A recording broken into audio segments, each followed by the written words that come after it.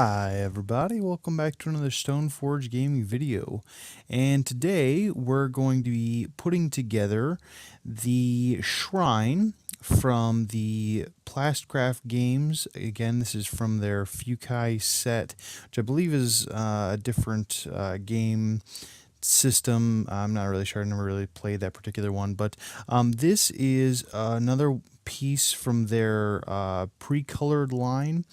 There are a bunch of different pieces to this particular thing, which makes it a little bit complex, but I think it gives it a pretty interesting overall visual aspect to it when you have it all put together. So we have all of our pieces, and now we're just going to start popping them out all over. Basically, you may at times want to employ some sort of hobby knife, something along those lines. Most of the time, if you just push it at some of the joints, you just want to push it at a bunch of different angles and just kind of pop that out, and then we can kind of clean that up a little bit later as time goes on. But we're just going to slowly pop these out. And again, the one thing you want to make sure with these is because it is plastic, it's I mean decently hard plastic, and they're pretty durable, but they're not indestructible. So especially with some of the thinner pieces, or where there are a bunch of little tiny joins, you just want to be as careful as possible. And so you can see here, I'm just I just pulled out my hobby knife, and where there's some of these very thin points, I'm just kind of cutting that line, kind of just going along the same lines that they already have cut, and it would just kind of helps it all pop out quite a bit easier. Now, when we get this all basically taken apart, there was actually a couple of things that went wrong. They were easy enough fixes, but there was a couple of things that I did not realize what I was having problems with until after that point. So I'll point those out as we get there. But again, just kind of cut these lines just right along down there, and it's easy enough because it is plastic. Your hobby knife will slice right through this thing, and you'll be good to go. And because of the fact that you're going to clean it up later, and most of it's going to be hidden by the different joints and stuff like that anyways, it's really not that big of a deal. So just take your time, go along through all these different pieces, and make sure that you're not necessarily breaking anything, because that would be the one sucky thing, especially with something that's pre-put together or pre-colored and everything like that. You don't necessarily, that's the last thing you want, is to get something like this that it's supposed to be easy. It's not supposed to be a giant pain, but if you have a bunch of troubles with it, it can kind of put a damper on things if you go to pop some of this out and you just snap. Especially this little top piece here, because of the weird shape of it. It sometimes I could see that being an issue, and these as well. These basically they're kind of the rafters of this piece, and they are, man, the shape of them are kind of weird. It does make for a very interesting look, and gives it that very authentic sort of Japanese feel to it, which is very cool. It gives it that sloping look, which you're definitely going to want to go for. But again, in the process of putting it all together, could be a little bit of a problem, depending on whether or not you're taking your time. And with all this stuff, that's really the most important thing, is just take your time. Don't rush it with any terrain piece, really. You just want to just take your time. And so now what we're gonna do is we're gonna pop out all the little tiny bits in between. So like anything where there's like supposed to be a little cutout in the middle of the pieces. So we're just gonna go around and pop those little pieces out, and it's again, just use that hobby knife. In a lot of places, just use the point of it and poke it on through.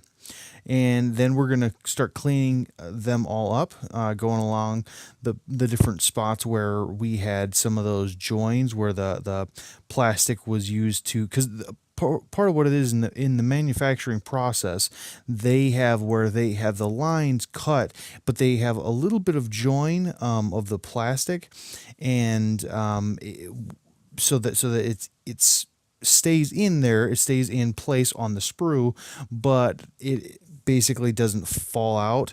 And because of that, it can leave a little bit of a mark there if you don't go back and clean it up. Now this is where I screwed up initially. Actually, was I got these first parts of the roof. I actually got them backwards. These outside pieces here that I'm doing are actually supposed to be the inside pieces, but again, because of the fact that I could not find for the life of me the actual instructions to this thing on their website like they say, it was kind of a pain, so I just kind of had to do it by looking at the box, which again is not a huge deal, but it wasn't until after I had glued it all together that I realized my mistake. So don't do that. The longer pieces are going to go, and it's a little bit odd, but the longer pieces actually go towards the inside instead of the outside. So you just want to watch out for that and make sure that you don't make the same mistake that I did, because in the long run, it could be a problem for you if you get too far. Luckily, I caught it almost immediately after this, so it wasn't a huge deal, but if I had put all of the roofing on and everything like that, it kind of could have screwed up a lot of what was going on. So you can see here I kind of half recognize what's going on. And then here I actually went back and swapped those pieces out. Now we can just begin, now that we have all four of those pieces in, we can actually connect these rafters, the larger pieces. Now the pieces with the cutouts are the ones that are going to go on the furthest side out, and you can just kind of put a dab of glue on each one of these four spots here, and then that will allow the rafters to set to rest basically very easily, and then you can just kind of line them all up going on down. I believe there's four of them in that portion, so you're going to have two with cutouts at the ends, and then two without cutouts in the center. And the center ones are a little bit smaller too, so you don't necessarily you don't have to worry about them as much. And again, it's pretty easy once you start kind of getting the process down. Doesn't give you too many fits. These pieces, you just kind of glue them in, and they're support beams that kind of go across the legs. And what this helps is it actually helps us like stabilize the structure of the legs. So if you're going to grab it by the bottom or anything like that, it doesn't actually it doesn't feel as flimsy. And because again this is plastic, and depending on the direction you're grabbing it from, it could feel rather flimsy, but these support beams help kind of stabilize the whole thing. This last piece here is actually the base of it. Now, it's kind of interesting. They did a pre-printed stone texture on the bottom of this, and what we're just going to glue this down to the center here, make it as square as you possibly can. I didn't necessarily square it all the way, but I did it as close as I could, kind of eyeballing it and stuff. And then when you glue the last little pieces down there along the outside edge, there's a little indentations that kind of just rest right in there. And this is the finished piece as you see it. So I hope you have all enjoyed this Stoneforge Gaming video and this look at the shrine from Plastcraft Games.